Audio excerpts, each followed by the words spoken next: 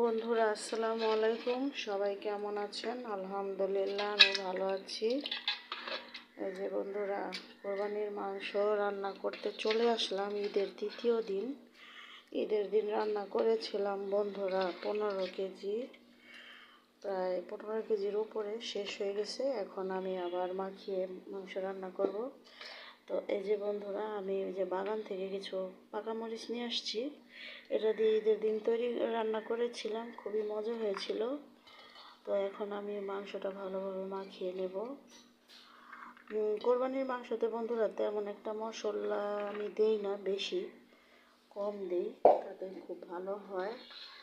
এই যে আমার হাতে বানানো মশলা বন্ধুরা, এটা হচ্ছে গরুর মাংসের মশলা, আমি হাতে বানিয়ে নিয়েছি।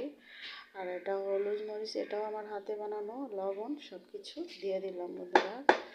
এখন আমি আদা দিয়ে দিব, সব দিয়ে দিলাম বন্ধুরা, আদা, মাংসের মশলা। এখন আমি এটা ভালোভাবে মাখিয়ে নেব। মেখে এটা আস্তে আস্তে, পাত্রটা ছোট বন্ধুরা, এই জন্য এটা নাড়া দেওয়া যাবে না, এই জন্য আমি বলের মধ্যে মাখিয়ে নিচ্ছি।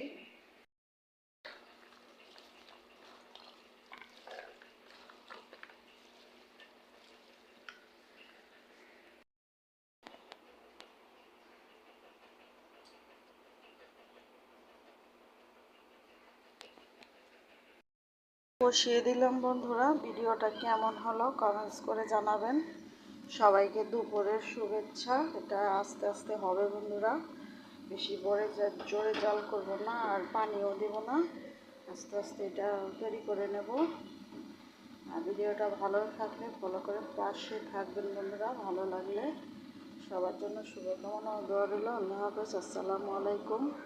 আমার মাংসর কালারটা কেমন লাগছে বন্ধুরা? এখনই খুব লোভনীয় লাগছে, রান্নাটা হয়ে গেলে আরও সুন্দর হবে। সবাই ভালো থাকবে।